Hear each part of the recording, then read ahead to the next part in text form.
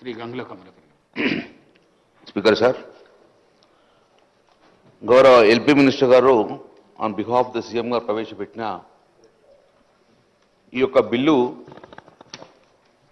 నిజంగా ఈ బిల్లు గిట్ట పాస్ అయ్యి ఈ రిజర్వేషన్ అమలై 42% రిజర్వేషన్ అమలై మా యొక్క వెనుకబడిన కుల జాతులందరికీ కూడా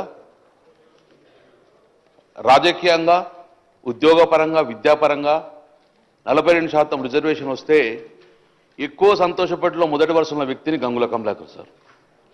మా పార్టీ పక్షాన కూడా మేమందరం కూడా ఈ బిల్లు పాస్ కాయి తర్వాత ఎలాంటి న్యాయమైన చిక్కులు లేకుండా మాకు రాబోయే కాలంలో 42% రిజర్వేషన్ తోటి అటు మున్సిపాలిటీ కానీ ఇటు పంచాయతీరాల్లో కానీ మేమెంతో మాకు అంత వాటాగా రిజర్వేషన్ వస్తే మా ఎలక్షన్లలో నిజంగా ఇది అయితే గిట్ట చాలా సంతోషపడే వ్యక్తం చేస్తాం అధ్యక్ష.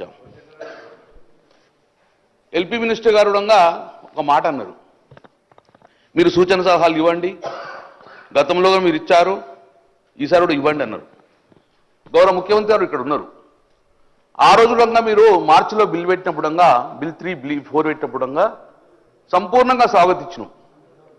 సంపూర్ణంగా దాన్ని ఏకపక్షంగా అందరు నిర్ణయం చేసుకొని ఈ బిల్లు పంపిన అధ్యక్ష. ఆ రోజు కూడా మమ్మల్ని సూచనలు అడిగారు, మేము కూడా సూచన క్లియర్ చెప్పినాం. ఏమని చెప్పినాం క్లియర్గా? గౌరవ ముఖ్యమంత్రి కూడా చెప్పారు, మీరు కూడా రండి, నేమ్ కూడా మెన్షన్ చేశారు, గంగుల కమలాకర్, శ్రీనివాస్ యాదవ్ మీరు కూడా రండి, అఖిలపక్షం తీసుకెళ్దాం, ఈ బిల్లు ఒత్తిడి తీసుకెళ్తాం అంటే yes sir will come with you అని చెప్పాము అధ్యక్ష.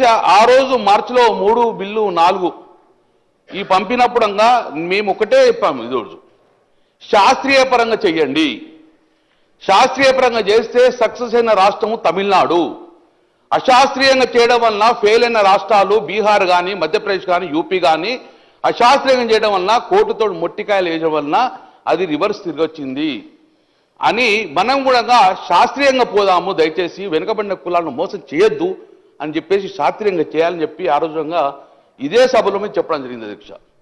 కానీ ఏ రోజు కూడా మా సూచన పరిణామం తీసుకోలేదు, మీరు మమ్మల్ని తీసుకెళ్ళలేదు, పరిణామం తీసుకోలేదు, మమ్మల్ని పట్టించుకోలేదు. కాబట్టి ఇప్పుడు మీరు స్వాగతించరా, మీరు పరిణామం తీసుకుంటే ఇలాంటి చిక్కులు రాకపోవు అధ్యక్ష. 42% రిజర్వేషన్ ఇప్పుడు ఇస్తున్నామన్నారు అధ్యక్ష. బిల్లు తీసుకొస్తాం, బిల్లు తర్వాత జీవో తీసుకొస్తామని చెప్పారు. నేను గౌరవ ముఖ్యమంత్రి సూటిగా అడుగుతున్నాను, ఈ రాష్ట్రం యొక్క అసెంబ్లీ తీర్మానం చేసిన తర్వాత బిల్లు పాస్ అయినాక జీవో ఇవ్వాలంటే మరి ఈ 22 నెలలు ఏం చేసిండు? మరి అప్పుడే మీ ప్రభుత్వం ఏర్పడిన తర్వాత 6 నెలలు ఇస్తామని చెప్పి కామన్ డిక్లరేషన్ ఇచ్చారు కదా, అదే రోజు మీరు జీవో వచ్చి ఎన్నికలకు పోవస్తుండే కదా, మరి ఎందుకు జీవో వేయకుండా సుమారు 6 కమిటీలు వేసిన అధ్యక్ష.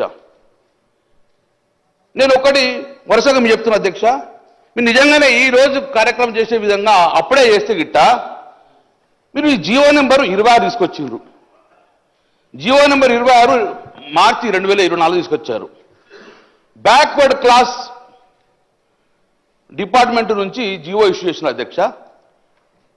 ఆ జీవోలో క్లియర్గా రిజల్యూషన్ పాస్ చేసినాం, కులగన్న సర్వే చేస్తామని చెప్పేసి చేయడం అధ్యక్ష.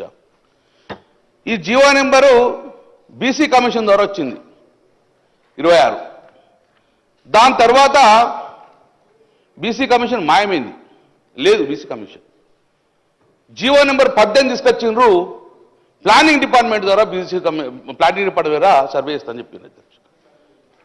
ఆ రోజు ఉత్తమ్ కుమార్ రెడ్డి గారి అధ్యక్షన కమిటీ చేశారు, బీసీ కమిషన్ మాయమైంది అధ్యక్ష 10 నెలల తర్వాత. నేను ఇవన్నీ ఎందుకు కోటి చెప్తున్నా అంటే సేమ్ ఇదే బీహార్లో జరిగింది కాబట్టి చెప్తున్నా అధ్యక్ష.